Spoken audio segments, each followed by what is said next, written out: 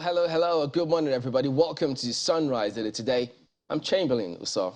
I know, right? Is that testing mic? Good morning and welcome. I'm Maukwe Ogu Yusuf. Nobody can say off that mic. No open mic here. The mic is always open.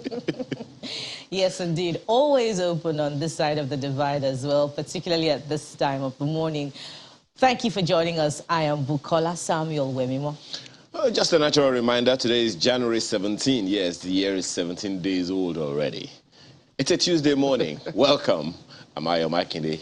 And guess what? The elections are building up quick and fast. And we can't say enough about the fact that we need to stop certain things and focus on certain important things. For instance, yesterday at an event, former President Jonathan was advising leaders to avoid smear campaigns and to focus on issues. So the natural question will be, what are the issues?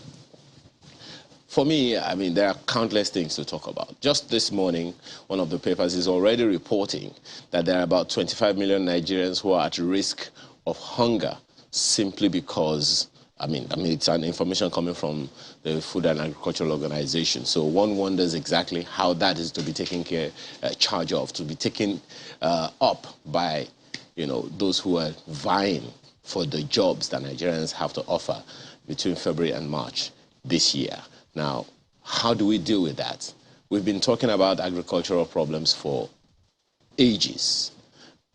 I was a kid when I started hearing about Operation Feed the Nation, which evolved into Green Revolution, which evolved into DFRI, Directory for Food, Roads and Rural Infrastructure, which evolved into Better Life Program, which evolved into countless things over the years. And we're still struggling with whether or not we have really diversified the Nigerian economy. Of course, the Nigerian economy is diversified, and the non-oil sector is doing a lot more than, the oil sector in terms of general output. But of course, we still find that the one that gives us the most revenue is still the oil sector, which is understandable. But it's about time we began to look at the issues. People are getting hungrier by the day.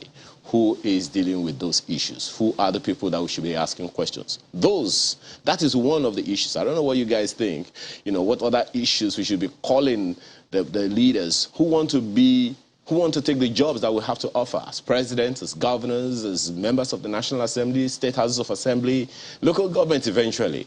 What areas should we be? I would first start with the fact that what the people say in the Southwest, if you remove hunger from the problem of poverty is significantly solved.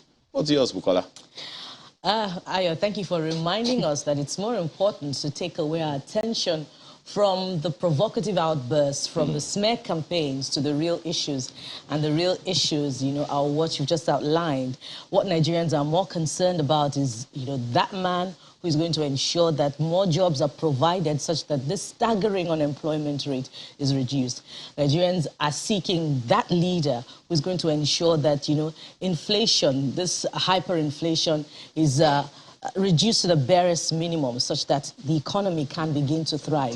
Nigerians are looking for that man that would ensure that, a bag of rice is no longer sold at 45,000 naira. For crying out loud, I recall the time that a bag of rice went for as low as between 5,000 and 10,000 naira in this same country. The price of gas is just another one. But then again, it's just as important to remind them, the politicians, to, of course, tone down or perhaps eliminate the smear campaign.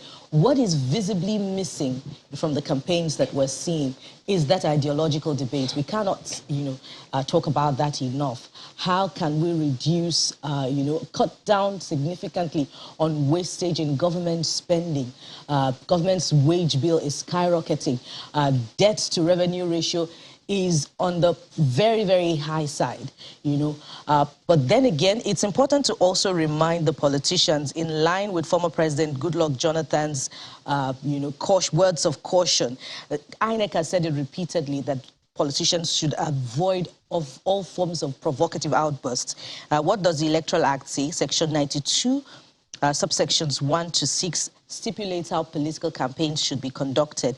And this is it from INEC. The law provides that a political party, a political campaign or slogan shall not be tainted with abusive language directly or indirectly, especially such that is likely to injure religious, ethnic, tribal, or sectional feelings. So the politicians, the presidential candidates, the political parties should caution their spokespersons online and offline to be moderate, decorous in their campaigns, in their arguments, in their propositions about how their political parties and candidates intend to transform the country.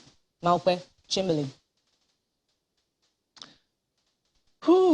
Very little to add, Buki.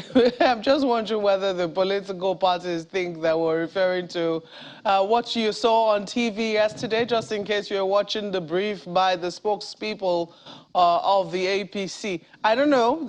It happened at two separate events. That particular briefing by the spokespeople of the APC happened here in Abuja.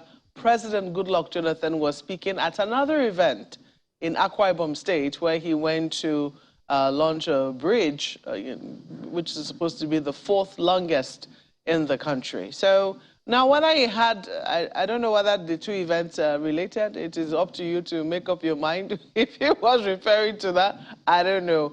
But really, I mean, as much as possible, these campaigns are going to be particularly sensitive.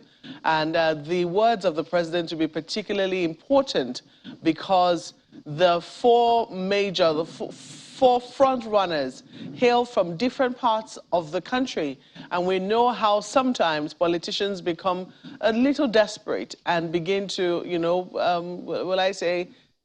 sink into the abyss of abusive language. So we hope that we would not see that in this particular election. We hope that people will stick with the issues. So far, so good. Maybe it's happening at levels that is not noticeable yet, but so far, so good. At the top, it does appear that people have tried to stick within the issues.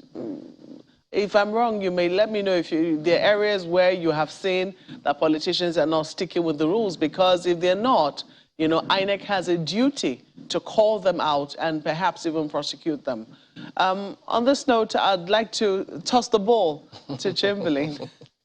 While I was speaking, I thought at some point when he said different, I thought I was going to hear, well, at some point that different turned to tea-free, because at the end of the day, all of the programs that you've had in that sector, where has it gotten all of us?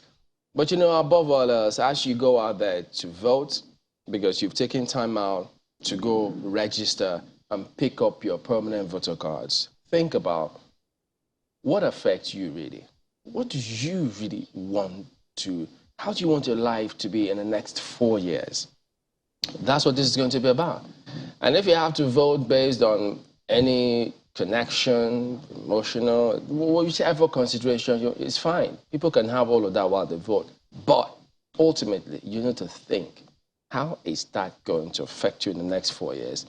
Because there are several stories of those who voted in a particular way. Many of them now have left the country. At that time, nobody wanted to hear anything else. So if you go down history lane, go down memory lane, all the time you have voted for persons for a particular interest to you, how has that affected your life? So I think those are some of the key things you need to think about beyond just you going out there to perform your social responsibility or civic responsibility. Yes, it's good we all do that.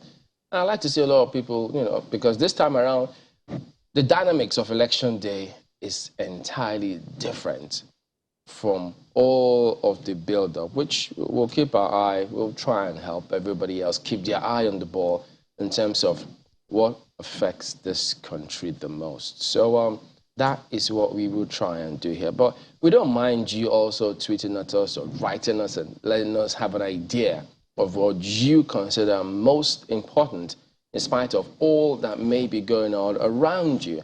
Because interestingly, these days, even within families, they don't agree on who and how they should vote. It's lovely. And it's very, very nice and decent. They agree to disagree peacefully. That's how it should be. That spirit of sportsmanship across the country It's not war. It's not do or die. Nobody should die because of all of those. So those are huge considerations in my record. All right, let's take a moment and we'll be back with you with the dailies.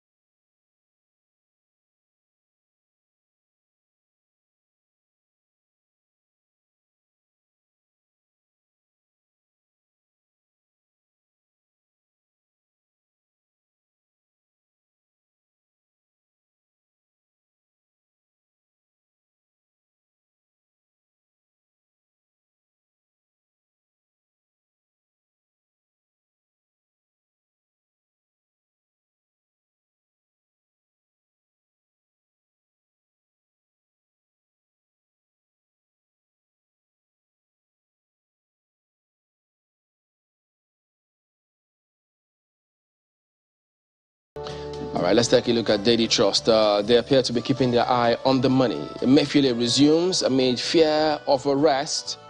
DSS denies invading CBN. That news was all over the place yesterday. For those who circulated all of this, I wonder how they feel. With that picture, you know? Yeah. And then look at that. Tension over arrest unhealthy for economy. Described to expert. Inflation drops to 21.34%. MPC meets next week. So, yeah, I mean, our sister program, Business Morning, they're keeping tabs on how many days now to when the old currency, okay, well, yeah, it will be old, will be phased out, and then you'll have to deal with the new one. So, just wondering if there'll be some sort of frenzy at the last minute or something of that sort. But yeah, they've got a picture of him resuming here amidst all of that. So it's a big lead right here.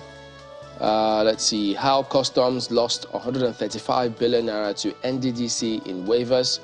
Whatever that means, you can check that out. And well, there you go. That is Daily Trust this morning.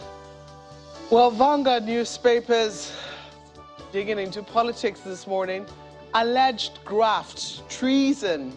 That's a lead story. Tinubu, Atiku seek each other's arrest, disqualification. And that's the lead story on the front page. APC presidential candidates camp fires first salvo, recalls ex-VP's quarrel with Obasanjo over SPV accounts as a special purpose vehicle account. Atiku retorts, cites forfeitures in U.S. case over narcotics. So you find details on page 5 of the paper. I don't know, will it? I don't know. I really don't want to say, I don't want to say the word.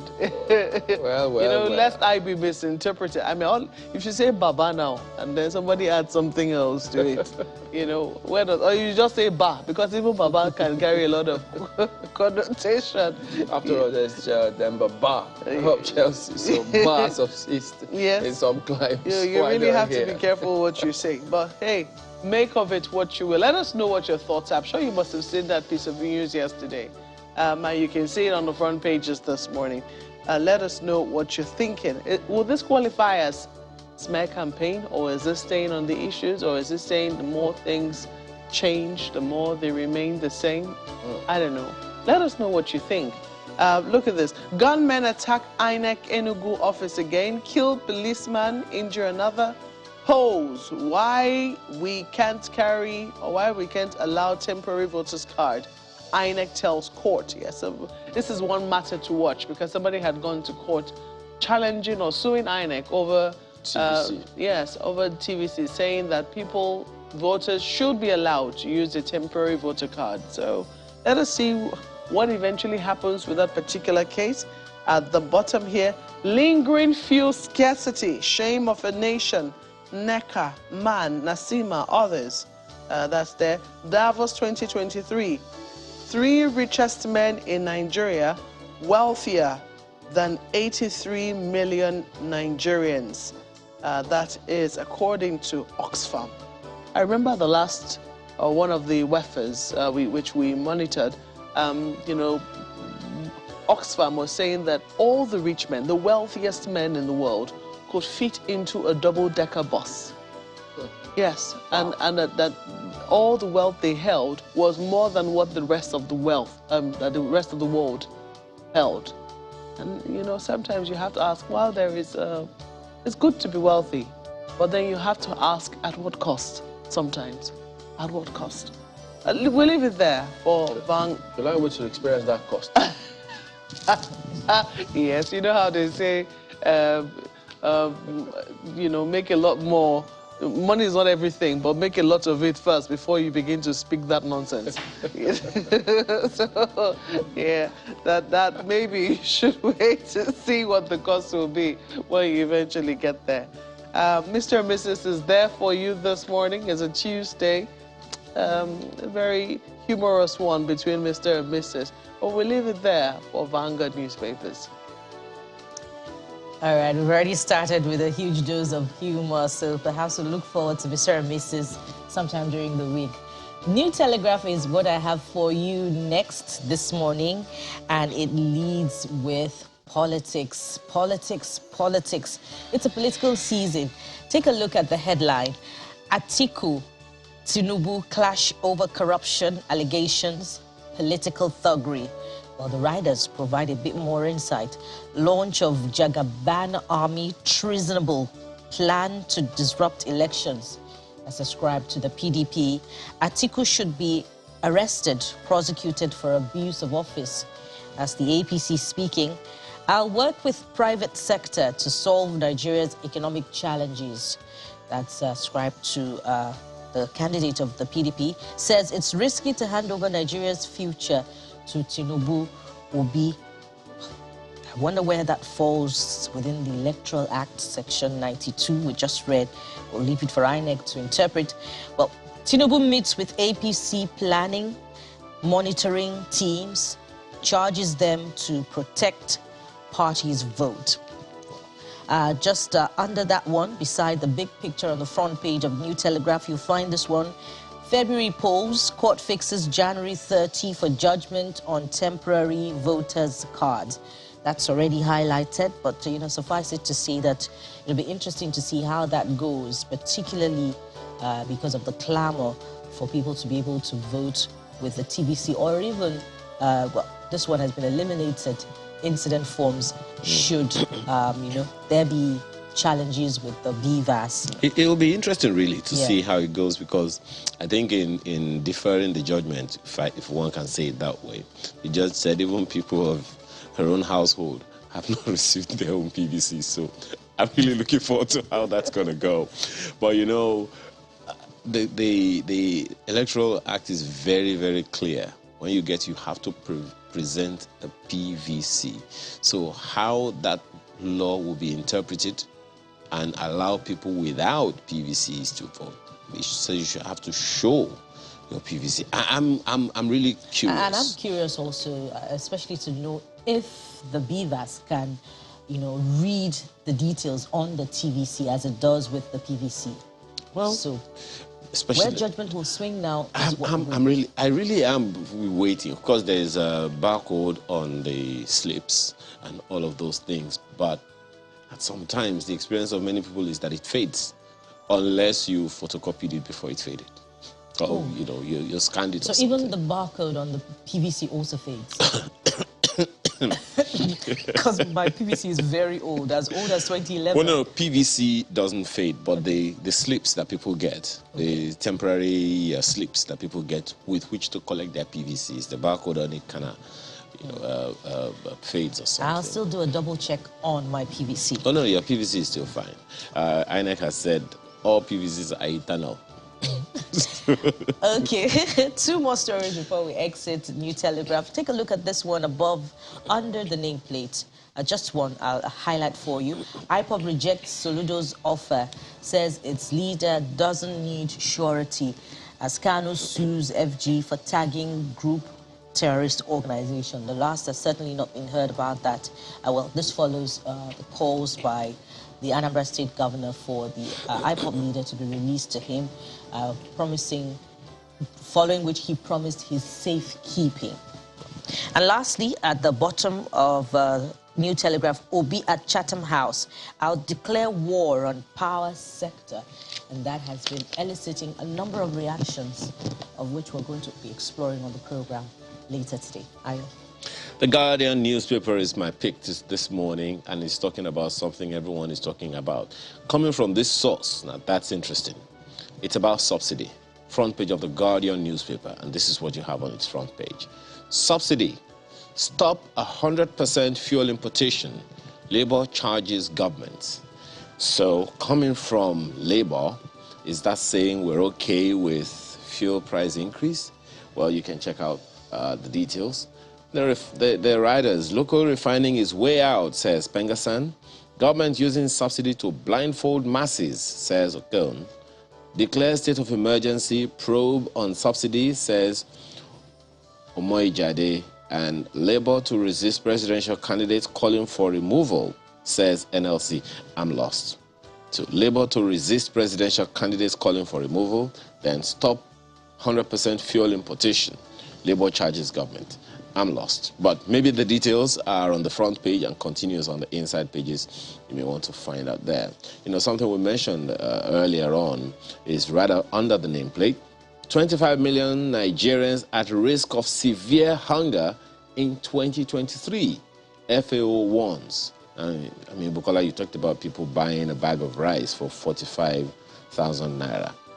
Isn't that for those who can't afford the rice at all? Yeah. You know, and when we're talking about severe hunger, don't forget it's like there is hunger, then there is severe hunger. That's what this seems to portend, in simple English, so to speak. Indeed. And then we hear about multi-level poverty, if I can't use that, you know, multi-dimensional. Well, it is multi-level. You have to, you know, poverty at different levels of life and all of those things. So one wonders exactly how that is going to play out. But hey, the details are there. 38 days to polls. APC demands Atiku quits as PDP seeks Tinubu's arrest. Yeah. If you watched Politics Today last night, as you reminded me this morning, the drama is right there. And under the picture on the front page, that picture, by the way, is of absence of queue at a filling station selling petrol at 240 naira per litre in Lagos, and the one right beside it, rowdy scene at another station dispensing at 170 naira per litre in Lagos, both of them yesterday. That's the Guardian newspaper today. 240, some even 250 per litre. And then we have all these agencies who are supposed to ensure that nobody sells above the stipulated price, and they all are silent. I mean, this has been going on for weeks. I guess this is their own way now of surreptitiously just raising that fuel price, and then because they think the people have been battered to a corner, so what more do they have left? And who knows? Will it be 300, 350 at some point? Wow. Just wow. Take a look at leadership now. Atiku, Tinubu renew war over alleged corruption.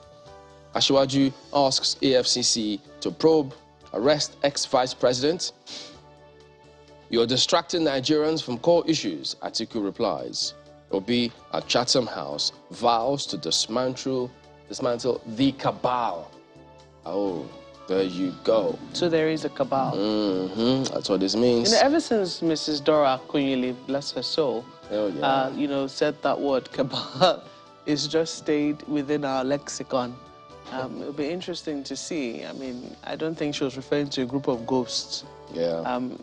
It'll be interesting to see just how that cabal is dismantled, if ever it can be. A lot lies with the people, actually. Dismantled. So we have another opportunity to go make a change, not just at the presidential level, states, local governments. You have to, you cannot afford to keep looking the other way. You really have to take active interest in all of these things. And then look at this above this lead story. Liquidity crunch threatens FG's 6 million mass metering deployment. You just wonder what else you can say about this, because government after government, this metering, they told this chaps several times, meter Nigerians, such that there won't be any more narrative as to estimated billing. But you know what? It's not been done. It just appears as though they're equally profiting from this, because if on the one hand they say, oh no, they're stealing electricity by using not mass metering, but look at what's going on with this one. And then the electricity tariff hike, that already took place.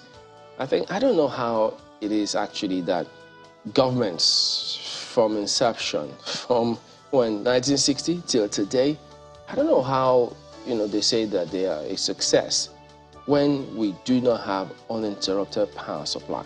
I just wonder how maybe the yardstick appears to be different. But if you cannot just address that and ensure that, because if we supply neighboring West African countries power because they have better distribution and they have stable supply in their countries and we don't, yet we supply, what does that tell us? I guess you just make of that what you will.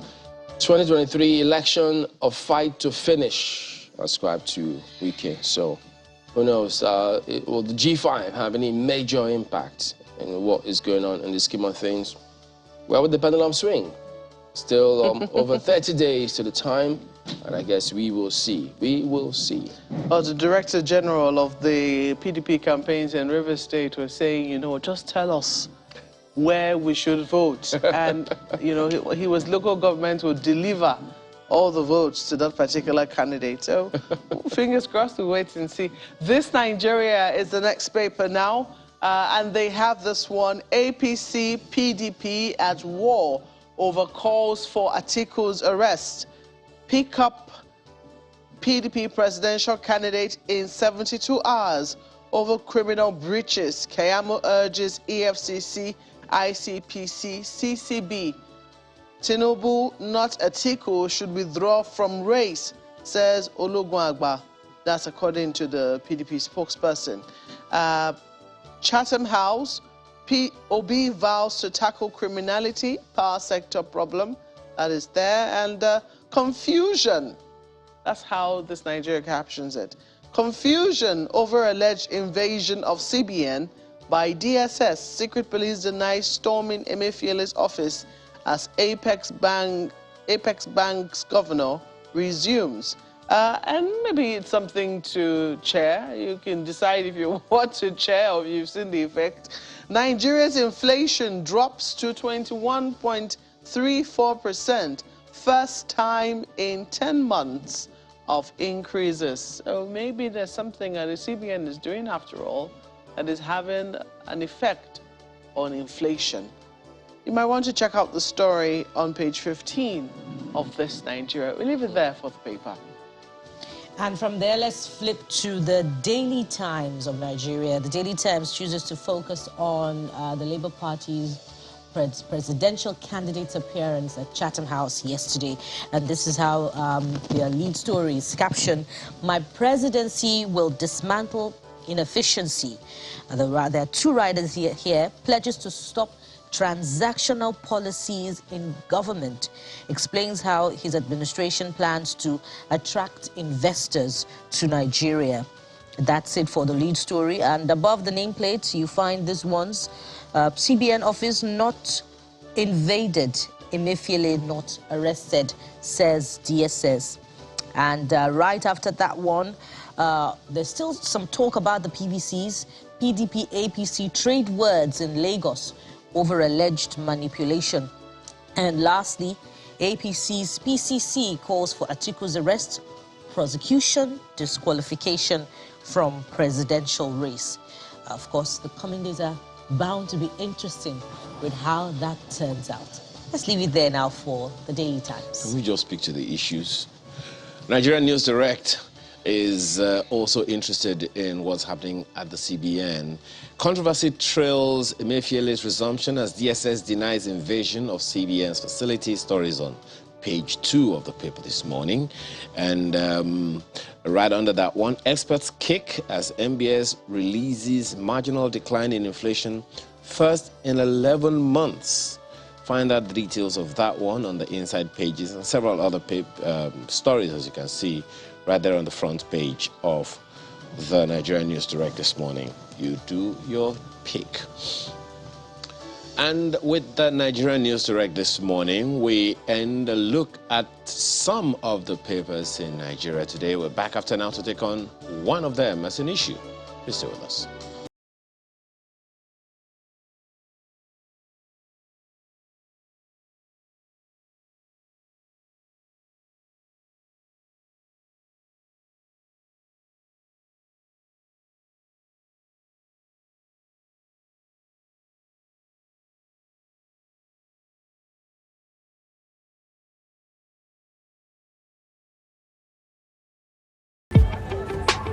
With this squad app, I think my customers will understand that it's my own POS. No wuru wuru, no waka waka.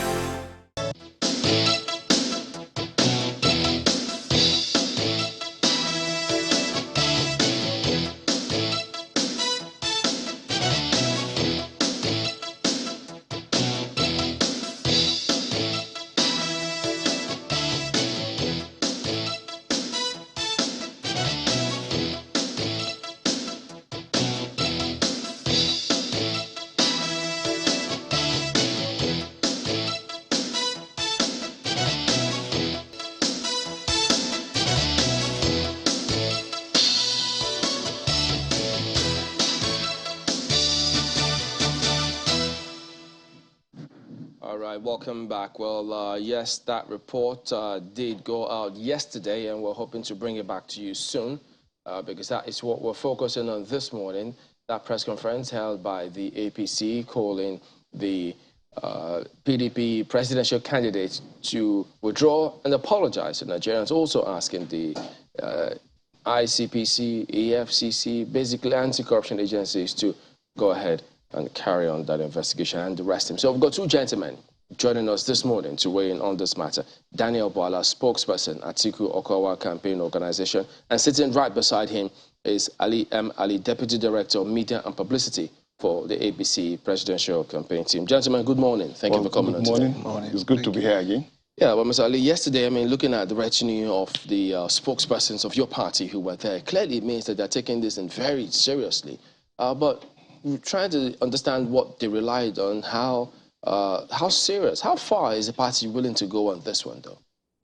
Well, you could see from the account of the spokesman of the campaign that he's prepared to go to the extra mile.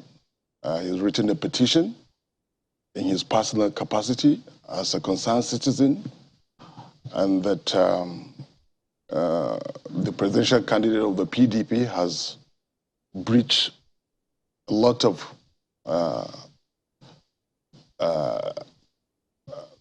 legal codes and therefore unfit to continue to vie for the exalted office of the President of the Federal Republic. So many other instances which we cited in yesterday's press conference, why the PDP presidential candidate is unfit to run for office on account of, some of the revelation made by a certain Michael Achimugu, who was his former media aide. He accused him of so many other things, one of which is money laundering, criminal breach of trust, in violation of the penal code, and so many other things. And we tendered evidences, pieces of evidence, at least rendered by the said Michael Achimugu, which has been in the public space, at least in cyberspace, for quite a while, which incidentally a section of the traditional media has somehow ignored. So we thought yesterday, by addressing a world press conference, bringing this to the fore, and then asking the relevant authorities to investigate why the presidential candidate of the PDP should not be brought to book against the background of these damning allegations by his former media aides. Well, Mr. Bala, we heard some of the spokesperson of the party, of your candidates, also say, well, they don't know him, he's never one of them. But several other people have thought, look, for them to have seen him with pictures, close proximity, access to the family, access to recordings, details of the family, they could deny all they want, but the gentleman certainly does know something about all of what he's talking about. Well, you know, in politics, politicians are always out about the people, right? So you are likely to find somebody who is very far from the campaign having probably 1,000 pictures with the candidate, because basically that's what politics is all about. You're supposed to be seen eating with people. You're supposed to be seen going to meetings with people. So I do not think that a picture showing him an Atiku is a conclusive proof of relationship or that he's with the family, but whether the content of what he's saying is true or not, and also whether he is a merchant, you know, hired by someone to execute a project. In whichever case, whatever that is transpiring in the public space at the moment is meant to weigh in on the minds of the people, right? But let me tell you my immediate reaction to the quote-unquote press conference. You see, Tinubu and APC, they are suffering from what I call pantophobia. Pantophobia is an extreme anxiety that is occasioned by the fear of something or object. The fear of imminent defeat is what is pushing them to this extent. The fear of the fact that they have a setback in their campaign. The fear of the fact that the Nigerian people have rejected them, and you can see that in all of their rallies, where they will shout Nigeria, and the response they get is say Atiku, in a program organized by them. The fear that some of the members of their parties are not supporting the campaign. In fact, yesterday, when Asiwaju, the vice, had a meeting with all the chairmen, guess what? The Shetima had to tell the people who won the chairman that, look, we are spying on you. We're hearing that some of you are not working for us. That fear, that palpable fear, that anxiety is what is pushing them. The fear that there is inconsistency and discordant tone between the campaign and the government, because they are confused as to what do we project to the Nigerian people. If we are going to project the government, there is no message to project. If we are going to distance ourselves from the government, we might not get his support. Okay. That's why recently they pushed him to campaigns, and they are getting a very negative response. So that is the fear basically pushing them. Well, we'll get them to respond to that, your talk about their fear, quote and unquote. But when you say chances are that you could see people, a merchant or people who are very far from the campaign taking pictures and things like that. But in this case, is that what the case is with this certain Mr. Achimogu? Also, so let me tell you.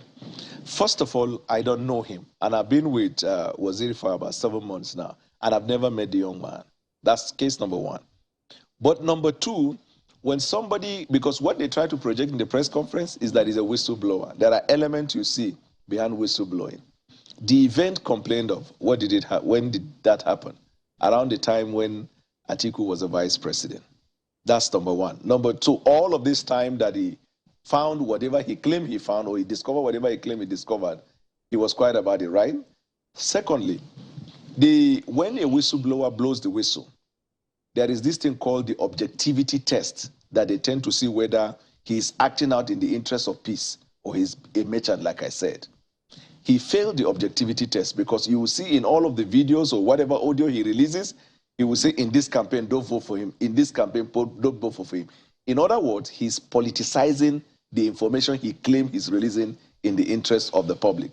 Thirdly, APC actually hired him and paid him to do that. So by the time he released that... You have that on good authority. Yes. By the time he released the information, look at it this way, and this is a very fair thing.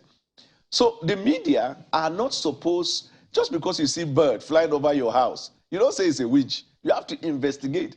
So unfortunately, that did not resonate with the Nigerian media. So they devised this strategy that, look, we have to have a press conference and we'll throw water, and then the Nigerian media will feed on it. And that's why they are happy now that after calling the press conference and they talked about it, the media now is happily carrying it. So this is the nexus.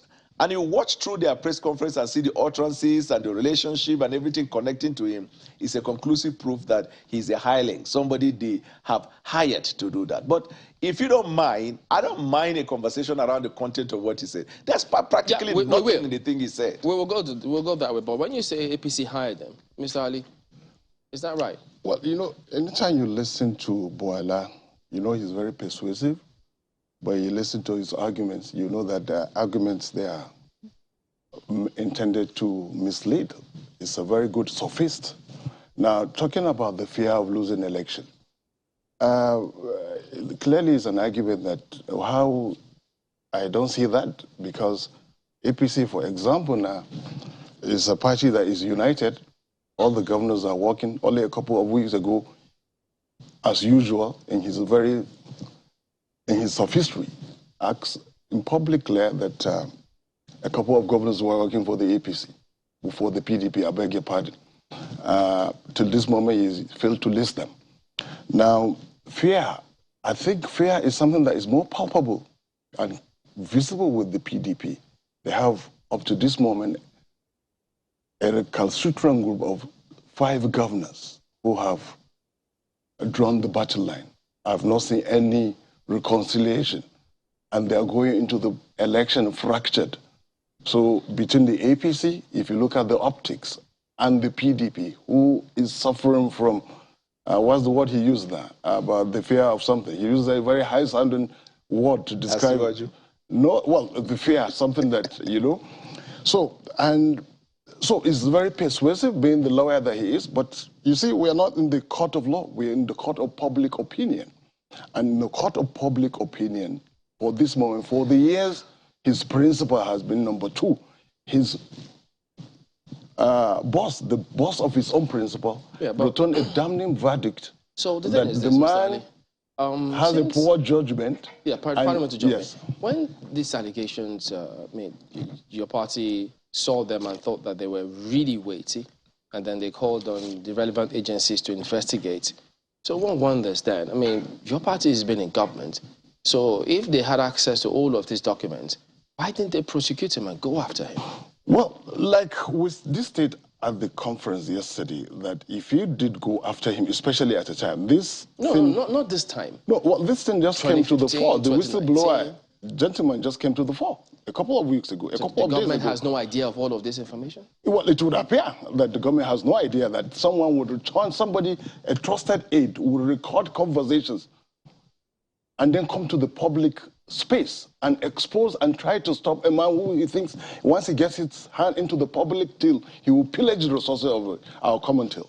So he's coming to the fore now with these pieces of information. Yes. Otherwise... Yeah. I was going to ask questions along those lines. The very fact that, you know, this administration, the administration of the APC did come to light saying that they were going to, 3 pillars, you said, security, economy, and fighting corruption. Mm-hmm. And that by now, one would have thought that, you know, part of the fight against corruption will be discovery of this type, that, you know, special purpose vehicles were set up during the Obasanjo government, and that, you know, former Vice President Atiku Abubakar was culpable, or were you restrained by the fact that, you know, the current presidential candidate of the PDP was in your party as of 2015? Well, let's look at the optics. There are instances that you see when you go after someone high up there. We've seen that happen. I'm not saying now this has no basis in law. I'm just saying the reaction will be like it's political witch hunt. After we just stated that. Look, he was part of the group that formed the APC in 2014 when he moved away from the PDP. And after falling apart because he couldn't get what he wanted, to run as a president, to run against the incumbent, the outgoing president, he changed camp as usual, which is in tandem with the political trajectory. Once he can't get what he wants, he switch camp, go somewhere else. So at this point, for example, now, I know that people who would say witch hunt, why not do that in the past? And again, people would ask the same question. Is there that, look, maybe because I'm just saying probable. That's the question people would ask. What's your response to the people? Our response to the people? Who asked those questions? No, I say likely. Likely the people will ask this. They will shout political. Don't forget his debut with his former principal when he wanted to fire him as vice president. He went to court, challenged that. And I'm sure this bonus point for my friend. The question I'm asking, the question I am asking right now is that, you know, he has since left the APC. If you wanted, in 2019, he ran against President Muhammadu Buhari. By that time, some of these allegations should have at least shown up. They didn't show up. You talk about how former President Obasanjo had very negative things to say about him. But by 2019, President Obasanjo was in full support of the candidacy of former Vice President Atiku Abubakar. So, I mean, all of this coming to light now, some people will say it's medicine after death, that the ship has since sailed. Well, you're right to say that, because in 2019, there was no certain Achimugu in the fray. There was no certain whistleblower. What is it about this man which you think, you know, the allegations which he makes carries so much weight or brings revelations to light that were not already in the public knowledge before? Well, for example, the idea of SPVs, special purpose vehicles, they were not there in 2019. As far as I remember, they were not there. And there were not audio evidence of conversations about certificates, about money that would be used in certain companies in 2019. And in 2022, 2023, I mean, these things are coming to the fore. May I react to that? You know, that's the thing about, let me say this cricum crackum, if I will copy my friend Igodomigodo. One thing about pantophobia is that it beclouds your sense of judgment, right? It makes a brilliant person like my friend here to, you know, to stammer, because pantophobia tend to make you react to something differently. Now, let me just react to a few things he mentioned, beginning with the fact of the letter. And a correction, they did not write the law enforcement to investigate. They wrote commanding the law enforcement to prosecute. Look at the letter, I have it here. They requested that Atiku be prosecuted. So what that means is that they are telling the Nigerian people they have the control over law enforcement. In fact, he said he gave ultimatum of 72 hours. He wrote, he called himself concerned citizen. Meanwhile, he's a serving minister, and secondly, he's a spokesman of the campaign. That's what pantophobia does. It distorts your sense of reasoning. And then thirdly, he mentioned G5.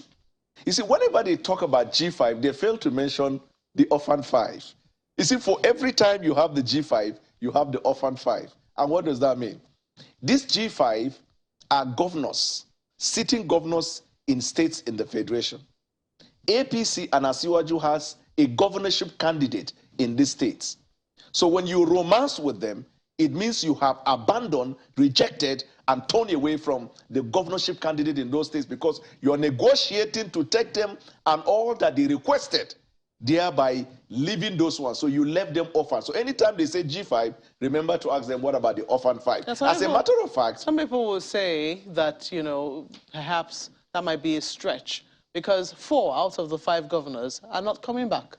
They're not coming back to recontest. Only the governor of Oyo State is seeking a second term. The rest of them, I think 3 of them, are seeking seats in the Senate. So the answer is simple. Let me So answer. how do you talk about the orphan 5? Okay, so when they met in London, the conversation was that Asiwaju should concede to their various interests in their state, and they will work for Asiwaju's presidency. Means that if you're a second-term governor, that means you're going, you have a successor.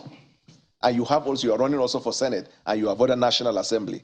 Asiwaju should concede to your successor, concede to the Senate seat you're seeking, and concede to the other National Assembly seats. That's so it is about the orphan 5, because that means he is giving up. And that's why when you see people like the governorship candidate in Oyo, it's disillusion. When last have you seen Asiwaju have a sitting with this orphan 5 and talk to them in a manner that will suggest to the public that, look, despite my communication with A, B, and C and the G5, or the Jackson 5, I still have confidence in you and I'm campaigning for you to win. There are states you have to argue. I mean, when you look at the states where the so-called G5 or orphan 5 are, there'll be questions as to how many of them have the APC been able to confidently take in the past. So look at it. So without any, I mean, take for instance, Rivers State. Apart from the fact that former Governor Rotimi Amechi defected to the APC, the state has been traditionally PDP. Is it Abia State or is it Enugu State? So when you talk about the orphan 5, there are big questions as to what exactly were the chances of the APC in that state before the PDP, you know, before this G5 decided to defect or, you know, stand alone, as it were. If I told on this narrative, it fits to the point that I'm making, that he has given up on them. And that's the orphan fight. Because now there's no chances. That's why I am going for those ones that are traditional states. Isn't it worse for you? Because those states have traditionally been your states. No, but that's what I'm saying. So what is the job of a politician? To run and win. Okay, all the traditional states of APC, we are taking the bull by the horn and we believe we are winning. A politician does not say this traditional, I'm giving up on that. And that's one. But let me even tell you, far more important point. What sin has Rotimi Amechi committed that you made Governor Wike look like the Princess of Wales? Tony Cole, is he not the candidate of APC in Rivers State? You see, in all the 5 states that they are quoting the G5, they have practically rendered the other 5 as orphans. And they are disillusioned. But that's point number 1, because I don't want to sit on it and forget about the other point he raised. Now, they talk about corruption. And you actually cross-examine him. That's when he started stuttering. But let me even stay further. You see, we have documentary evidence of a petition written to EFCC. So if they care about Nigeria, these are the things for them to push. The former MD of Alpha Beta has lodged a petition in EFCC for the investigation of Asiwaju. There have been petitions raised to this fact that Asiwaju, during his time in Lagos, he removed Mamora, who was a very successful senator, and put his wife there. His son took charge of the control of the billboard management. His daughter became the Iyaloja of Lagos. His wife became the supplier of the diesel in Lagos. He turned Alpha Beta, his own company, to become the tax collection machinery of Lagos. That's one. 3 days ago in Kano, Maokwe, the daughter of Asiwaju took 10 million naira cash, dropped it on the floor. It is on video, where they took it and they were sharing to people. Can somebody define money laundering for me, please? Now, there is even an investigative journalist at the moment. Do you have that video? I will forward it to you. I have it. It's circulated. Raw video. Have you not seen the video, sir? Raw video. You have the video. You have her on video dropping the money in cash? The fellow that she visited was speaking on microphone in a language understood by all. And he told them, the daughter of Asiwaju, he even called her His Excellency, and I have no recollection whether she has ever been a governor or wife of a governor. He said, Her Excellency brought 10 million naira cash for me here, but I'm going to take 1 million and 9 million, I will share it. Can they bring the money? They took the Ghana must go there raw in the presence of people. That is called money laundering. But Mr. Bola, are you relying on a third party to say that was actually 10 million naira? You could see it. Who proved it was 10 million naira? The video showed the money. I'm not talking of perception. Yeah. The video, money. Anything can happen. There could be paper underneath and money on top. How do you think that Iyaloja of Lagos, of Lagos will carry paper to that place? You know your lawyer. So we are now calling on EFCC to investigate. And you know, when we ask that the law enforcement should investigate, we use the word investigate because we know what law means. They are saying prosecute. It's a crass ignorance of the law that a senior advocate will call for a meeting and be ordering law enforcement to arrest. You start by investigating, then you now arrest, and then you prosecute. More. Well, to react to some of the things he said, well, like you said, you see, Boala, you can't take this away, his passion for misleading the public. I mean, people who watch television see him all the time. Now, the question is this. The issue is former Vice President Atiku Abubakar, the allegations raised against him by someone, a close associate, and the man is caught on tape, at least recorded his voice clearly explaining what SBB was all about. And each census, again, asks to procure a certificate.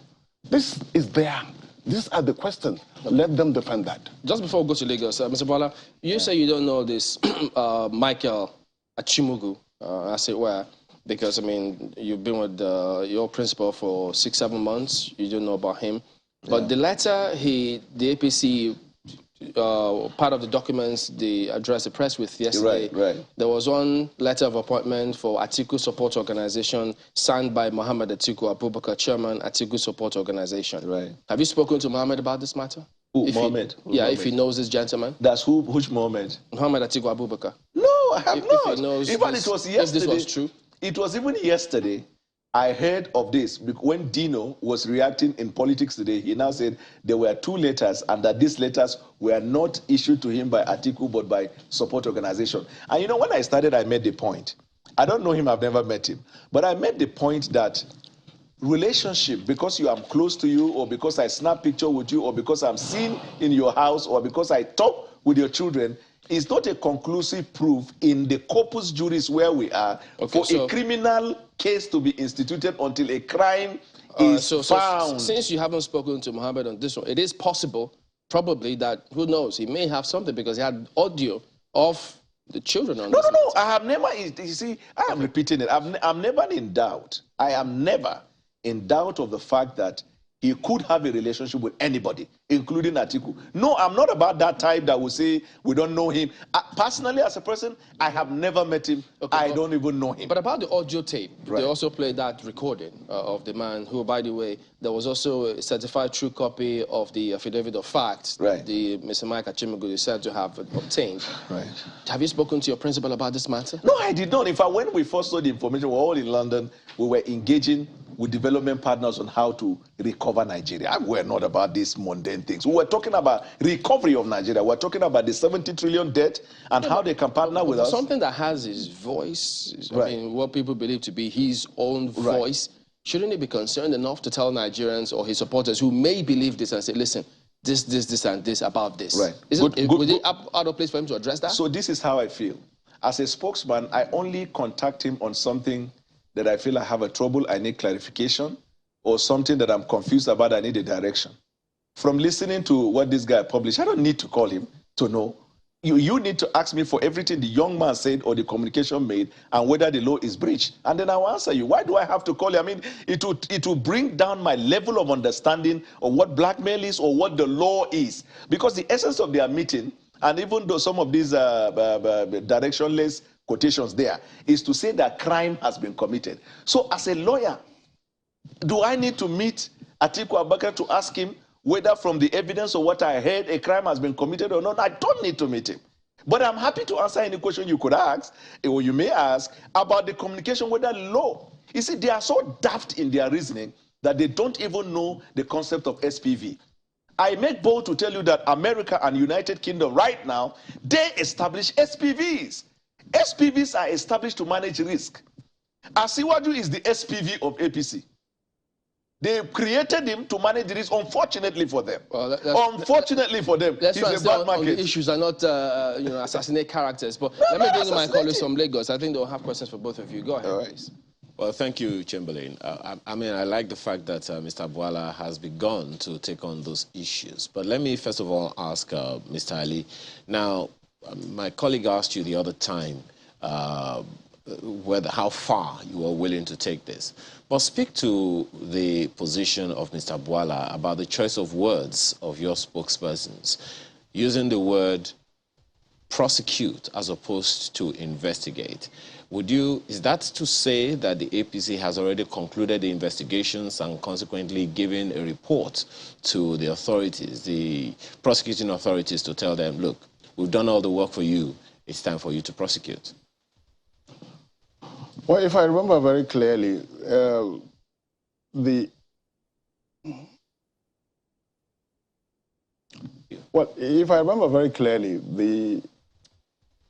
we are asking the authorities to investigate and eventually do the needful. Yes, no, this is what we said at the press conference yesterday, the spokesperson. And I'm sure that being a senior advocate of Nigeria, he is not mindless of his diction. He will not be doing things on on the spur of the moment to use high-sounding expression to make a point. I'm absolutely certain of that, to investigate and then eventually do the needful. So, and this is why he wrote to the relevant authorities to do the needful. If it were just to assume that we going to just prosecute, direct the authorities, then where is the law? And it's not even feasible. We're very mindful of the legal processes involved in this. So that is not the case. Maybe Mr. Bwala got it wrong. Is that what you're saying?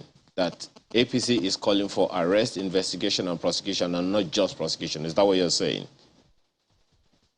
Yes, exactly. Okay. This is my point. All right. Well, Mr. Bwala, Okay, if you want to quickly react to that one. Yes, sir. Now, first of all, what they said in the press conference, and the video is there, you can play it if you want, is that they asked for the immediate arrest and prosecution of Atiku. They did not say investigate. The video, you have it. Let me finish. Yes, I know. It's in line with what you're saying. You said arrest and prosecution. Isn't there an interrogation before the prosecution? Even interrogation is not consistent with the law. Interrogation means you have reached the point where you are bringing the person now to answer question. Investigate means to carry out independent verification of the document. They want the law enforcement to, let me finish, to prosecute on the basis of a paper. And now let me tell you something. What pantophobia does I am is asking you if you skip the word interrogation. I just responded to you as interrogation and investigation. No, you did not respond to me. I'm asking you more specifically. Right. If you did not miss the word, because you've talked about arrest and prosecution. Right. Did you miss the word interrogation? Okay. If you permit me, I'll answer. Can I answer? By all means. Okay, so listen. Arrest means when you grab the I know what let arrest me so means. there's no way you can understand without me answering knows the what question. Arrest means. I'm asking you. No, you don't know. There are three. Just a moment. No, you don't know. I submit you don't know what arrest means. Mr. Bwala, just a moment. You have three words: arrest, interrogation, and prosecution. You've been speaking about arrest and prosecution. Are you deliberately missing the word interrogation? That's the question I'm asking and you. I want to answer, but you don't want me to answer. It's a yes or no. No, it's not. It's not a yes or no. It has to be answered. Arrest is a connotation of picking the person wherever he is and interrogating him. You are not practicing law. I'm telling you what we practice. Arrest connotes interrogation. That's why I use them as one word. But investigation is the primary rule of every law enforcement before you take up any action. That is what distinguishes between persecution and prosecution. Investigation is the difference between persecution and prosecution. And let me tell you from their letter, this letter is what was served. So forget about what they said at the press conference. What they gave out to the law enforcement, which there is an acknowledged copy here, is what the law enforcement will act on it. You could not have asked the law enforcement to investigate when you are giving them 72 hours. 72, no investigation anywhere in the world that is determined before it starts. Even in America, there could be a gunshot here, a gunfight here. They will say Mr. we're investigating. Once we're through with the investigation, we will let you know. And they don't say we're investigating tomorrow by 5 p.m. We'll come up with answer. So, Mr. Because Bwala, you don't know where the investigation would lead. But when you give 72 hours within which somebody should finish whatever is doing the interrogation and the prosecution, there is nothing as investigation here. So again, I said again, Malkwe, the word arrest is a connotation of taking the person and interrogating, but it's different from the word investigation. Investigation starts from when you submit this document. When they take it, they will now start going to the archives to look at the activities of Atiku, to look at every claim that is made, which includes database information. Let me ask you something very quickly. Is interrogation a part of investigation? Is interrogation a part of investigation? Yes, it is. I think you've answered my question. My colleague in Lagos. No, I've answered it before you asked my this colleague one. in Lagos is still asking you. But you will not distort him from asking the question. He is still asking. Well, thank you very much, Malkwe, for that follow-up. So, Mr. Bwala, now you wanted to speak to the issues raised earlier. Now, if special purpose vehicles, as you have said, are within the purview of the law. What law empowers any government to use SPVs? What law empowers? There is no specific law that says government will establish SPVs, because SPVs are acts within the premise of business. Okay. And SPV is legal and constitutional. So that's the question I'm asking. If you say it's constitutional, it's legal, and then you say there is no law, I'm a little confused. You know, I'm not a lawyer. So what law empowers any government, public official, to set up an SPV for whatever purpose? So I am saying there is no specific law that says government will establish SPV. SPV is a concept in corporate governance. It is a business concept. It is the activities of corporation, businesses, and entities that set up this separate entity SPVs to manage risk. So there is no specific law.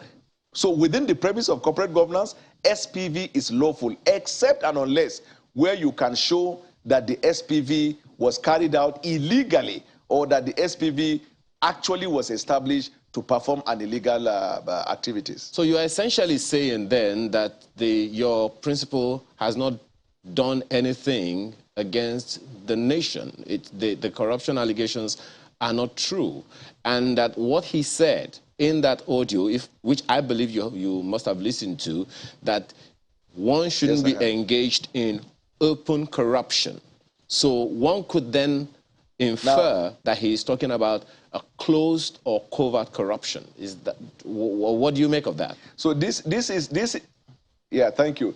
This is what confused the blackmailer and those who are sponsoring him, because in the audio, Atiku used the word, this is not open corruption. To them, Atiku is the Constitution. You see, Atiku is not a lawyer. He may have used certain words that do not have implications in law or does not have culpability in law. Now, he has not in that communication committed any breach of law, or that he has committed what we call a legal sin. In fact, in the same communication, if you recall, Atiku said that this was once reported to EFCC and that EFCC investigated it and did not find any wrongdoing. So what these people would have done, if not for pantophobia, will be to write EFCC and say, recall, this is the evidence, but recall investigation you've done in respect of this. We ask that you revisit it again because of A, B, and C. But pantophobia distorts your reasoning, and it makes a senior advocate behaves like a first-year law student. Otherwise, SPV, let them come and tell the world whether SPV is lawful, legal, or that SPV is not legal. Mr. Ali, let me come to you now. I'd like to follow up on some of your commentary, particularly in response to Malque's question. You rightly said yourself that people would ask, why now? I don't think that you've answered it satisfactorily. Why is this call for the probe, the prosecution of former vice president, why is it coming now? Because we want Nigerians to have a better deal. We want someone who would be protective of the common till. We don't want someone who would have him and his family members pillaging the common till. And from the account of the whistleblower, you could, I mean, if you listen to some of the audio release, one of his kids actually say, look, the only reason, I think the daughter was saying, the only reason why they want their father to serve is for some of them to have the opportunity to pillage our common till. And I think it's important, it's a patriotic duty. Mr. Ali, the times your party... The times your party wants Nigerians to have a common deal may be selective, because I refer yet again to 2018. That was when the APC was calling for the anti-graft agencies to look into corruption allegations against the former vice president. And the former vice president had at a time been a member of your party. So why didn't the party seek at that time that, it should be investigated over the myriad of corruption allegations that have been leveled against him in the past? Well, like I said earlier, in 2019, there was no Achimugu. There were no audio recordings of the former vice president explaining the function of special purpose vehicles. There was no audio of his son actually explaining why they wanted their father to be president. In 2018, in 2018, he wasn't certainly a president. Mr. Ali, in 2018, the EFCC report on financial profligacy against the former vice president was still available at the time, and that's what I'm quoting, that your party sought to be reopened against him at the time.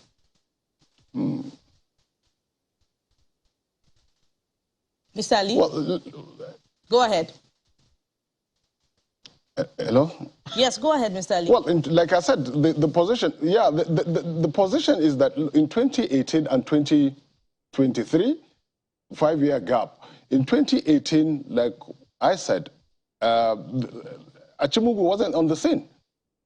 He was not on the scene, and there were no fresh allegations. The EFCC report quoting financial profligacy over the alleged mismanagement of PTDF funds. There was that report of financial profligacy against the former vice president at the time, and that was what your party was quoting, seeking investigation over. And at that time, he was the presidential candidate of the PDP. But you did listen to the audio recording that he was investigated by the EFCC, and they returned a clean bill, according to him, because they were able to cover their track using the SPVs. And that's why he managed to escape, the Inquisition at the time.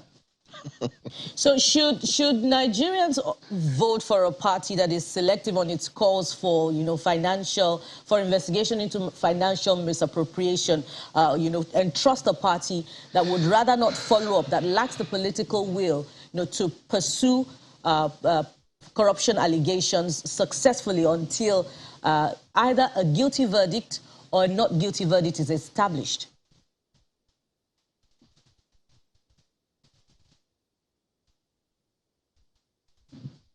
Mr. Ali, did you hear my question? I missed that last part. Okay, I'll take it again. Should Nigerians... I missed that last part. Should Nigerians entrust a mandate with a party that is that lacks the political will, so to speak, to pursue corruption allegations successfully until either a guilty verdict or a not guilty verdict is established? Well, the APC has been doing that, trying to bring to book people who have been found wanting. The Accountant General is an example. So the APC cannot be said to be unwilling to investigate and to prosecute elements. Don't forget the APC actually jailed a couple of people who are found to have mismanaged the common till. 1 or 2 governors went to jail for that. So the APC can be said to be selective in enforcing the law once you are found culpable. But it would rather, are there, sacred cows? So there's not really selective. Are there sacred cows in the anti-corruption fight of the All Progressives Congress? Certainly not. I can't say there are sacred cows. There can be sacred cows. Let me come to you now, Mr. Bwala. Your candidate, as perhaps the most... maybe not successfully investigated, but he always seems to be mentioned where corruption allegations are concerned. Either it's the Siemens bribery scandal, or it's the Jefferson scandal, or it's the EFCC report on financial profligacy with PTDF funds. Don't you think that this is quite some baggage for a presidential candidate? Hence, Nigerians should, be circumspect in their choice. No, I don't think so, because in our corpus juris, in our jurisdiction here, guilt is established by court. And number 2, law enforcement, they do investigation. If they find credible evidence against you, they will charge you to court and they will prosecute you. And upon conviction, then that verdict will be placed on you.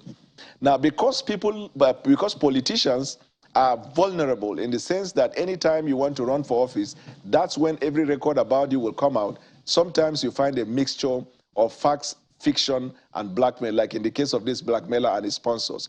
So what law enforcement does in the given circumstance is that once an allegation is raised, they will investigate. And when they finish investigating, they will now come up with a finding. If a credible evidence of a crime has been established, they will prosecute. In all of these cases that you mentioned, Atiku Abubakar has been investigated. In fact, I make bold to say Atiku has been investigated more than any politician in the country because he is, beside Buhari, the longest politician who has vied for office over and over. And the law enforcement, like you rightly asked him and he was torturing, is that the law enforcement was governed by them, even with their power to persecute, not prosecute, which they have done in the past. They have not been able to come up with any credible evidence against Atiku. And you know, the case Atiku has always made, there is never any element or issue raised for which there was no investigation. So he was investigation. There's this thing in law we call issue estoppel. When a law enforcement investigates and come up with a finding and say nothing has been established against this person, when you go about talking about it, then it's an expression of pantophobia. In the case of Tinubu, right now in the EFCC, there is a document filed for the investigation of Tinubu on the Alpha Beta. The EFCC has not come out to say we have investigated and there is no issue. So they are to ask EFCC, please fast track this thing and prosecute our candidate Tinubu in the interest of the nation, because the spokesman said he is doing that in national interest. Even if he's asked to leave the campaign or to leave the cabinet office, he will leave.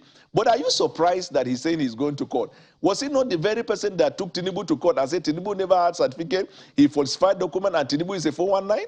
Was he not the person that started peddling the idea that Tinubu had Pakistan? So I am not surprised if tomorrow he wakes up with a document and say he's going to sue Buhari. It is in their pattern. But that is what pantophobia does. It distorts your reasoning.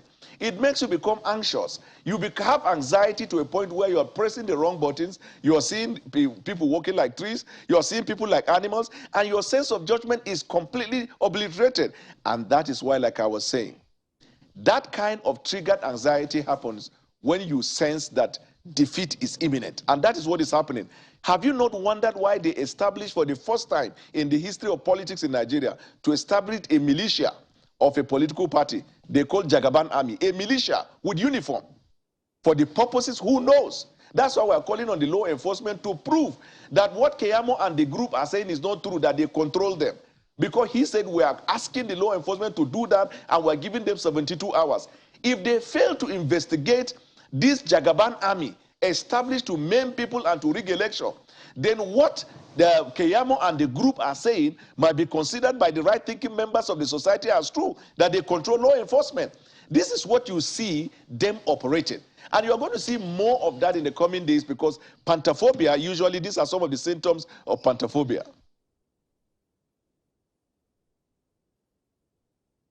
All right, gentlemen, the Labour Party candidate yesterday at Chatham House said he's going to dismantle the structure of corruption. That this structure that everybody seems to be talking about, it's just corruption, which both of your parties have been running for a while now. Mr. Ali, what do you think about that? Well, we yet to see the House, and he's going to do that. But we welcome that. I think each time people speak about corruption, we yet to see how they're going to walk that talk beyond strengthening the existing. You mean it's not easy to dismantle corruption? Well, it's not. What you need to do, perhaps, you can check it. But when you, for example, the Treasury single account, for example, is one way you can check financial corruption. But corruption, like people always argue, comes in several forms. I think it's a lofty goal for him, but it's something that the APC has done in the past, promised to do that, and then managed to, in a way, to check that. But then it has done, yeah. Okay, briefly, so it's not a bad idea to dismantle corruption? No, first of all, there are two things. He doesn't even know the concept of structure. The Obasanjo and the churches he's been going and meeting people, he's trying to set up a structure for election. Structure means alliances. So he doesn't even know the meaning of structure. But secondly, the corruption. How can a man that Pandora paper exposed for taking away, for buying assets and dodging the code of conduct law in Nigeria fight corruption? How can a man who says, I wear Marks and Spencer clothes, when Daniel Bola has he breached any law in our country? Yes, the code of conduct says you must declare your asset now. So why don't they go after him if he's breached any law? No, he did not declare that. When Premium Times interviewed him, do you know what he said? He said, I admit to the fact that I did not declare, but I thought that there is nothing like that in law. The reason why I don't even bother as Peter Obi, let me tell you. Peter Obi, in the eyes of the law, is not a candidate, though. As at the time he emerged as a candidate, the party had already submitted the list of registered members. And it's a political party that sponsors a candidate. We would not even bother. He's not a candidate in this election. Okay, let me ask you quickly, because your allegations now, they seem to be indicting two groups of people. When you talk about the special purpose vehicle and you talk about the Obasanjo years, they were not set up without the knowledge of former President Olusegun Obasanjo. Why is it that your campaign is only going after or asking that the EFCC prosecute or investigate, the current presidential candidate of the PDP, but not even mentioning former President Obasanjo? I think there's a place we explain that, look, that is the presidential candidate of the PDP, along with his former boss, have questions to answer. And I think that is very clear, that they have questions to answer because of how, especially the SPVs, were used to fund political activity using government resources. All right, gentlemen, we have to thank both of you. Sir. No, 1 second, sir. On the same subject matter? On the same subject matter. They have been funding their campaign through Central Bank and NNPC. Do you have any documents to so that? We are going to give the report to EFCC. All right, we'll see how that goes. Daniel Bwala and Ali M. Ali, both spokespersons in different capacities of their parties, the PDP and the APC presidential campaign team, both parties, APC. So Labour Party will respond to what both of them have said because they insist they will dismantle corruption. So we'll find out from them in just a moment. Stay with us.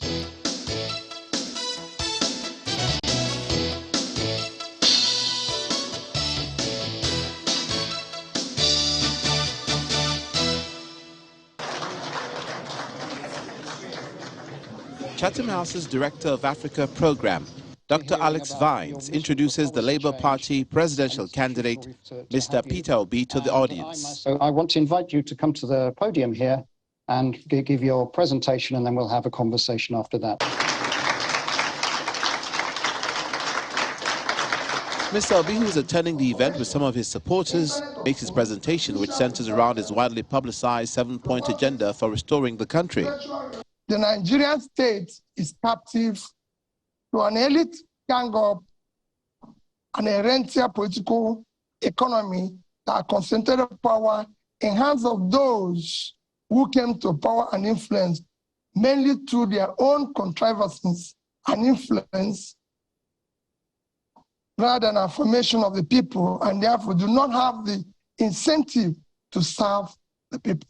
Mr. Obi's enthusiasm for a new Nigeria is partly inspired by Nigerian youth who have remained resilient in the face of disappointment from successive governments to meet their aspirations. The reason for these very high stakes are locking in the fast of demographics with our dominant population, the youth, frustrated and unhappy with the status quo and diminished opportunities in Nigeria in an age of globalization where internet and easily reveal to them prosperous homes of those who live in a better led and governed countries. We will use merit to assemble competent Nigerians from all sections of Nigeria to form effective government of national unity. That's not all. He also goes into specifics on his plans for critical sectors of the economy. Our solution to the perennial power problem in Nigeria is comprehensive and it's well covered in our manifesto. We will ensure that we deal with the issue of transmission, distribution. However, we will immediately complete the 2.3 billion Nigeria Siemens network improvement deal to achieve a stable 7,000 by the end of this year, 11,000 megawatts by 2024, and 25,000 megawatts by 2025. After his presentation, which lasted for about 30 minutes, it was time for the audience to scrutinize the candidate. One question is from Baba Femi Adibola, who said, given the complexity of Nigeria's democracy and the Labour Party not projected to have the majority in the National Assembly, how would you work with legislators to ensure the radical reforms you are proposing come to light if you win the presidential election? When I was elected and sworn in as the governor, I have 30 House members, not from my party. In fact, nobody from my party was involved. As long as you are pursuing what is right, everybody will go with you because the legislator is insecure in his place. He knows that his people are without job, and that's what he wants. He wants development. The Labour Party candidate ends his appearance by talking on his antecedents in governance and private life. He says his achievements as a former governor of Anambra State and in business speaks volumes about his potential to turn the country's fortunes around. Go and check my record. I've governed the state for 8 years, and I've challenged everybody while you were there. I've been the only governor till today. The day I left office, I was not owing salary, pension, gratuity, or any contract or any supplier. Mr. Obi is asking Nigerians to trust him and his running mate, Mr. Yusuf Baba Ahmed, with the task of building a new Nigeria, where every citizen will be proud to be addressed as a Nigerian, and where the country can stand shoulder to shoulder with its peers in the Committee of Nations. Issues aren't going to go away without them being addressed, and of course, that report is the fulcrum of our conversation with Nana Kazari, who is spokesperson, Labour Party Presidential Campaign Council. She joins us virtually from the UK. Thanks for joining us this morning, madam. Well, perhaps it's in order to ask you, how did it go? I mean, we've listened to the report and everything. Generally, what would you say the reception was, the ambience was? How would you sum up that appearance of your principal at Chatham House? That meeting at Chatham House went swimmingly. It went so well.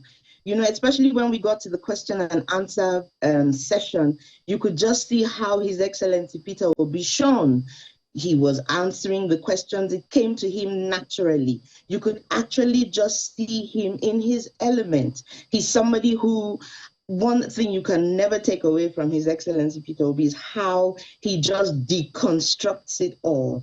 How, you know, he lets you see very clearly his vision of that a new Nigeria whose time has come is already here. He deconstructs it. He makes it easy to understand, very simple and plain English. And it was refreshing. We were given extra time. That was, you know, I hear it's not the practice at Chatham Hall. They are very stringent with the timing, but we were given extra time because of how engaged people were. So it went swimmingly. It made me proud of my green passport. Thank you. Well, I'm also very proud of the green and white. Yes, good morning. But, you know, speaking to some of the issues that were raised by Mr. Obi, you know, at that house, it just it brings to mind for so many other people. Some other people might say, look, we heard this before. We're gonna fight corruption. We're gonna deal with the power sector. We're gonna, you know, put people in employment. These things have been said by politician after politician. You're aware that such promises have been made before. So the question naturally that many people would ask is, what's going to be different this time around? For instance, the suggestion or promise of improving power supply gradually and, you know, successively. We've heard that before. Many Nigerians will say we've heard that before. But then there is a lot of hope, especially from the young people, about this. What exactly, the question will be, is how? What's the assurance that this will not just be a promise, but it will be something that will indeed be done to the pleasure of Nigerians? Thank you very much for that question. One thing you would know about His Excellency Peter Obi is that he's a doer. He's done it before. He did it in Anambra State in several sectors.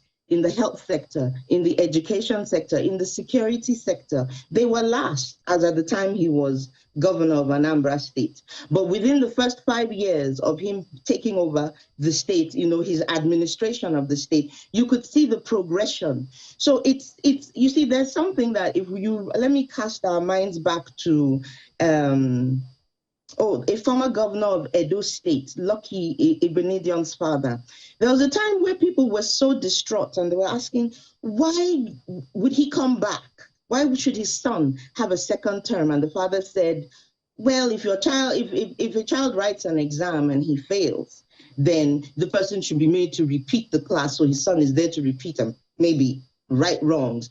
But what we're saying right now, even if you want to take that same analogy, that same comparison, when Peter Obi was taking his exam in Anambra State for 8 years that he was governor, he passed with flying colors. It's time to promote him to presidency. Okay, but speaking to the power sector, yes, speaking to the power sector, there are those who allude to the complexity of that sector, and successive governments would seem to have been unable to really deal with the issue decisively, although there are those who would argue that there's been a marginal increase in electricity supply to various people. But then there was a very, very crucial question that was asked of Mr. Obi yesterday, how he would deal with that, what they call a cabal of those who provide alternative power supply solutions to Nigerians, generators, solar systems, and all of those things. So it's a clearly formidable structure, if one can put it that way, that unless you are in the saddle to really know what the issues are, you may not be able to deal with it. The current government, for instance, made a promise that we're going to do this, we're going to do that. But when they got into the saddle, they found out that, hey, things aren't really the way we saw them when we were on the outside. What if Mr. Obi also got into the saddle, to the driver's seat, and finds out that things are not really as easy as I thought they were? And consequently, I may not be able to deliver as quickly as I thought I would. And please don't ever get His Excellency Peter Obi wrong. He's never said it's going to be a walk in the park to come and do all, to change and do all the reforms that he intends to do to bring Nigeria to a better place. One thing that you would always understand is that as long as you are not criminally minded, as long as you are not a criminal, then these structures should have no fear. It's just a simple message. If you're doing the right thing at the right time with the right people, then there's no reason why His Excellency Peter, if you're not being just only transactional, but then if you're causing the Nigerian people ache and pain, if your line of business now, be it in the power sector, be it in the be in all spheres of governing Nigeria, it's seen to be corrupt, it's seen to deprive the Nigerian populace of what is their fundamental human right. That is when you will be in a collision course. And he did say during the interview, he said, and whoever is in the way, well, but then if your hands are clean, he who comes to equity must come with clean hands. So I don't see people are fretting why there's so much, angst and worry. If you know that you are a well-meaning Nigerian, if you know that you earn a legitimate income from the business that you do, then why should you be afraid when Peter Obi and Senator Yusuf Dirty Baba Ahmed come in to take over the helms of affairs? It's a very simple thing, if you ask me, honestly. Well, it's a little different. You actually answer the first question now, because the question that I was asking right now is, what if he gets into the saddle to discover that things are not the way he thought they were when he didn't have all the facts of the problems of the power sector? That's exactly the same thing that this current government, perhaps found out that, look, things are a lot more complex, especially in the power sector, than we thought they were. And there were allegations that, look, all of the conversations, all of the agreements we had were not going to work, and they still aren't working, and we may need to renegotiate. So if Mr. Obi gets into office as President of the Federal Republic of Nigeria and finds out that I may not be able to do this as speedily as I wanted because of the shackles that have already been created by previous administrations, what happens? Well, you see, I thoroughly disagree with you that when Peter Obi comes in, he will have those shackles. He's somebody who's going in on a very clean slate. He said it. He said the Nigerian Siemens network deal would be put into come to play. So I'll say it again. I'll say it again and again. As long as people are doing the right thing, yes, there will be people who want to push back that structure that you said will be there. But I have a lot of confidence in His Excellency Peter Obi that he will do as he has said he would do. Nigerians do want that change, and he will be having the backing of Nigerians. So everybody should either shape up or shape out. Yeah, Madam Nana, Nigerians are hoping for that change, but whether or not your candidate Peter Obi will deliver is what they are yet to find out if he's elected. But back to his performance at Chatham House yesterday, some of the things that he said. Some of the things that he said include ending transactional policies in government and putting an end to the criminal structure in government. And perhaps relatedly, one of the questions I was asked is if he is elected, and it so happens that the National Assembly is populated by members of other political parties, how will he handle that challenge? And to that he responded that when he was governor of Anambra State, the 30 members of the State House of Assembly were from other political parties. But what he didn't tell us was how he handled that challenge when he was governor. And we recall that he was impeached, but thankfully reinstated by the courts. How will he handle similar challenge, particularly if he's not unable to reclaim that mandate? Are you confident that he thrashed that question as he ought to? Let me give you a clear example of when he was governor and how he handled a particular sector. I think I'm referring to the health sector right now. He told me a story. When he was governor, he had there was money allocated for the health sector, but somehow, and then there were ambulances. I think he said he bought about 30 ambulances for the state so that, the health sector, because he's somebody who believes very strongly in the Human Development Index, of which life expectancy, health, is one of those things that, So he was saying that when all of this happened and he put the monies in the hands of the structure, it didn't particularly go well. Nothing was happening. It was silence, radio silence. And then he now decided to do things differently.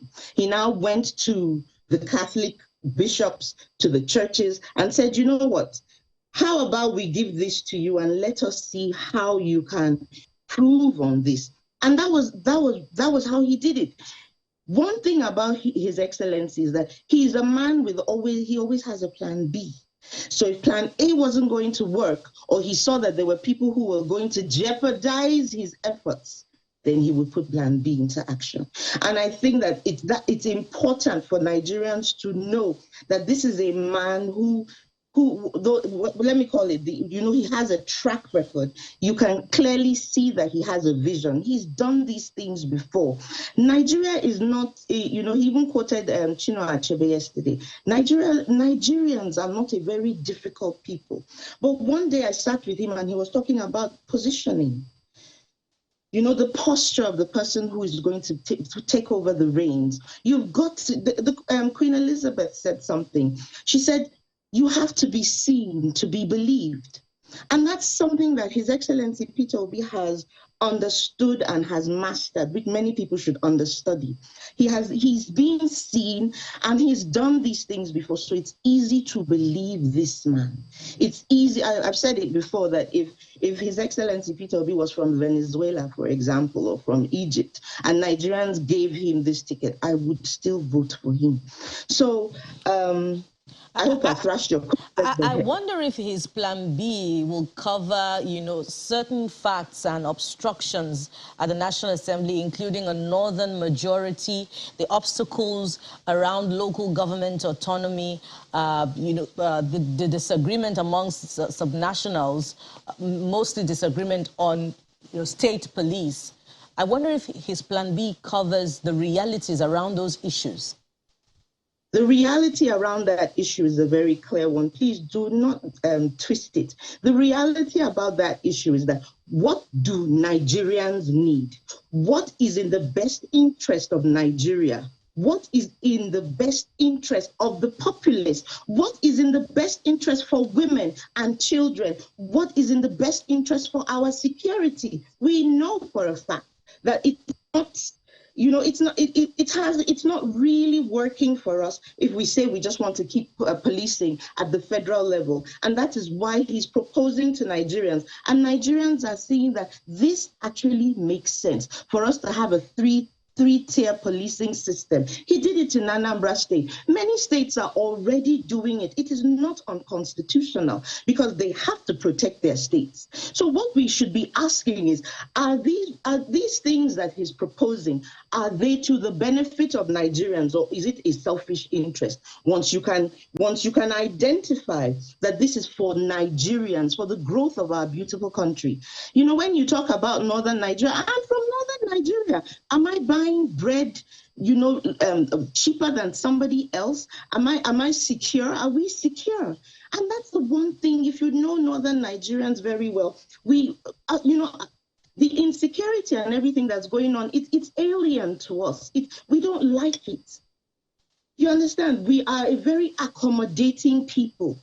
Northern Nigerians are you know, an amazing group of people, like the whole of Nigeria is. Let me not just isolate because that is my own region, but then I'm speaking for them because you do our legislature want to be the spanner in the wheels?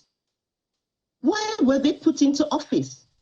Like I said, it's either you shape up or ship out, because if you want development for your region, you want development for your state, you want development, then these things have to come. We have to have these conversations.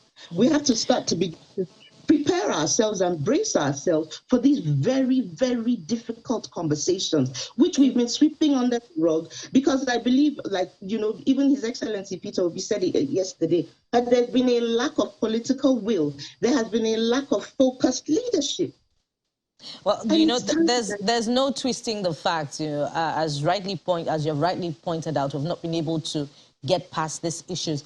One of the questions he also responded to yesterday was also about non-state actors, and to which he said he restated his approach of dialogue, that he would dialogue with the non-state actors, be it the IPOB in the southeast or even the Yoruba Nation agitators in the southwest. And he also said, in addition to that, that he has agitators even in his own home, to which some would say that is simplistic and not in full cognizance of the realities on the ground, particularly if you recall the amnesty program of the past administrations, where funds were disbursed, trainings were conducted. But somewhere down the line, particularly at the onset of this now outgoing administration, those agitators were able to easily regroup and began vandalism of oil installations in the southern part of the country. So is his disposition really in full, you know, recognition of the realities on ground of, you know, when we talk about the consequences of dialoguing with, you know, those who perpetrate internal insurrection within the country? Inclusion is at the fore of many of the things that His Excellency Peter Obi and his running mate, Senator Doti Baba Ahmed, proposed to Nigerians. A lot of these people feel disenfranchised. So, and then if you notice, in the past 7 years, one thing we have struggled with, let me say 23 years of the PDAPC, we've lacked transparency in government. One thing His Excellency Peter Obi and his deputy and his vice presidential candidate, Dr. Yusuf Dati Baba Ahmed, are all about, because I've worked with them, is they're very about transparency. So every step of the way, Nigerians will be carried along. We cannot do anything. It will be counterproductive. We're in a democracy. Are we going to now carry guns and bombs and start killing our own people? They are our people. And it is not unconstitutional for you to be agitated about a thing. It is not wrong for you to say, I feel excluded in this thing. I want things to be done. As long as you are not a criminal, His Excellency Peter Obi has always emphasized, as long as you are not a criminal, he will dialogue with you. It's the way to go. Well, It's the way the world operates right now. Yeah. We are not in a dictatorship. I think Nigerians are so used to a dictatorship because, well, even me, most of my youthful years were in a dictatorship. Well, let me quickly follow up on that, madam. Let me finish. One of the issues that a number of people... for us to have a democracy. Yeah, just one moment, madam. In the way they think. Just one moment, madam. On that same issue, you know, particularly speaking to the IPOB that Mr. Obi said he would be negotiating or dialoguing with. IPOB and others. And others. It's well, not just IPOB. I get that, but speaking specifically to IPOB, I hope it is not lost on your campaign that the IPOB has been proscribed by the federal government and the court in the country. The executive and the judiciary have proscribed them as terrorist organizations. Will the Labour Party then, or the administration of Peter Obi, be negotiating with terrorists? We won't negotiate with terrorists. That's what I said. Please go back to what I said. I said, as long as you are not criminally minded, as long as you are not known to have been a criminal, he will dialogue with you. And that is where the security agents come in. There's no way you would say that within a community, we have the vigilantes and all. I'm sure with investigation, and that's why it's important for our I'm just a little lost. Just 1 second. When you said that... I just want to... let me finish. Okay. Go ahead. Okay, go. No, you speak. You're the... I just wanted to ask, just clarity. I mean, IPOB has been proscribed by the federal government as a terrorist organization. The court has also validated that. So that's why I'm asking to that one specifically. Is that not... I hope that is not lost on your party. That's all. It is not lost on our party. To answer your question, it is not lost. Okay. We don't live under a rock.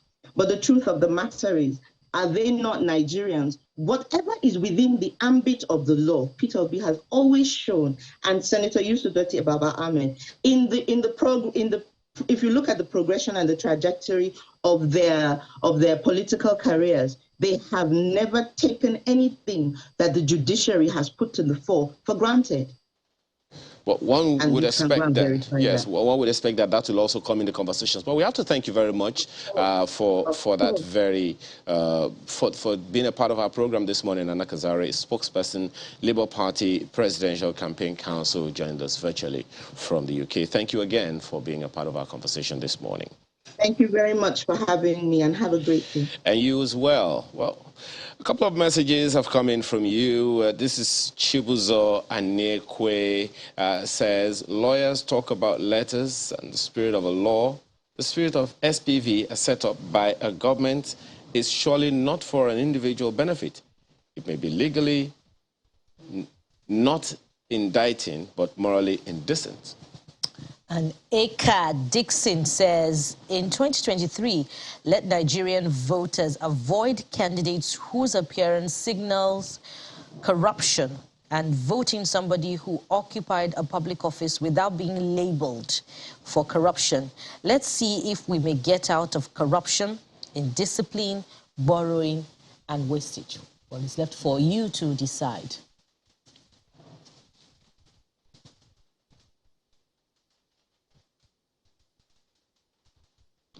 All right, so there you go. That is the show today. We do thank you all for watching. We'll see you next time. I'm Chamberlain. So, thank you. I'm Maokwe Ogun Yusuf. Goodbye.